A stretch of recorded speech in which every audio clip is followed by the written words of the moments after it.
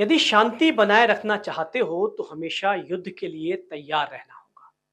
महू के army college में CDS general Anil Chauhan ने रण संवाद कार्यक्रम का उद्घाटन किया।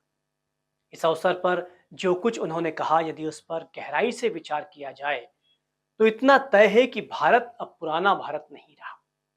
भारत अपनी रणनीतियों में तेजी से बदलाव कर रहा है और उसके लिए वो हर स्तर पर माकूल तैयारियां भी कर रहा है।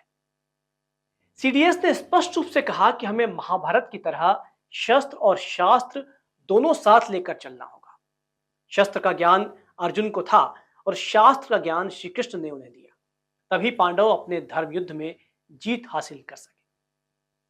उन्होंने कहा कि भारत एक शांतिप्रिय देश है, लेकिन कहावत है कि यदि शांति बनाए रखना चाहते हो तो हमेशा युद्ध के लिए तैयार रहो।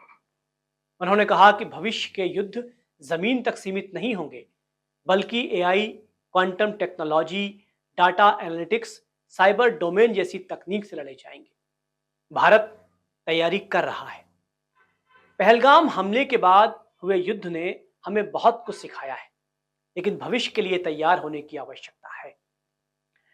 उन्होंने एक महत्वपूर्ण जानकारी भी दी कि 2035 तक भारत सुदर्शन चक्र नामक स्वदेशी रक्षक प्रणाली विकसित कर लेगा, जो दुश्मनों के आक्रमण से हमारे देश की रक्षा करेगी। सीडीएस चौहान ने रामधारी सिंह दिनकर की कुछ पंक्तियां रेखांकित की।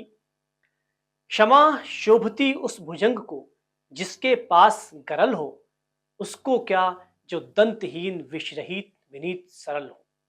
आज शांति के हिमायती नहीं बल्कि रक्षक बनने की आवश्यकता है। मुझे सुप्रसिद्ध कवि अर्जुन सिसोदिया जी की ये पंक्तियां याद आ रही हैं।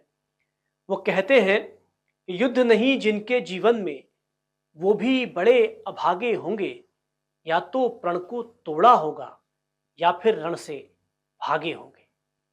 अहम सवाल यह है कि क्या आने वाला समय भयावह है, और यदि ऐसा है तो देश के आम आदमी को भी इस तरह तैयार रहना होगा कि किसी भी परिस्थिति में अपने आप को और अपने परिवार को मजबूत बनाए रख सके। धन्यवाद।